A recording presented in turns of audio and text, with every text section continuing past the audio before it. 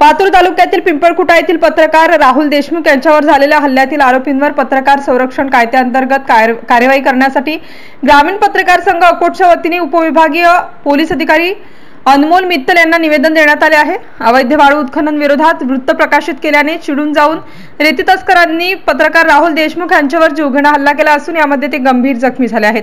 सध्या त्यांच्यावर रुग्णालयामध्ये उपचार सुरू आहेत। या घटनेचा निषेध करण्यासाठी नागास्वामी कॉम्प्लेक्स अकोट येथे पत्रकार संघाच्या कार्यालयात मंगळवार दिनांक 28 मे रोजी निषेध सभा घेऊन वरिष्ठांच्या मार्गदर्शनात अकोट उपविभागीय पोलीस अधिकारी अनमोल मित्तल यांना निवेदन देत आरोपींवर पत्रकार संरक्षण कायद्याअंतर्गत कठोर कार्यवाही करून आरोपींना त्वरित अटक करण्याची मागणी करण्यात आली। या बैठकीला ग्रामीण पत्रकार संघाचे विभागीय उपाध्यक्ष अहमद शेख, जिल्हा उपाध्यक्ष मनोहर गोलाईत, कमलेश राठी, विठ्ठलराव गुजरकर, अकोट तालुकाध्यक्ष नरेंद्र कोंडे, कार्याध्यक्ष अरुण काकड, सचिव देवानंद आगरे यांच्यासह उपाध्यक्ष दीपक दाभाडे, गणेश बुटे, प्रसिद्धी प्रमुख पूर्णा खोडके तसेच अकोट ग्रामीण पत्रकार संघाचे पदाधिकारी उपस्थित होते। MCN न्यूज मराठी करिता देवानंद खिरकर, अकोट। ग्रामीण पत्रकार संघ अकोट तालुक्यातर्फे उपविभागीय पोलीस अधिकारी यांना एक निवेदन देण्यात आले।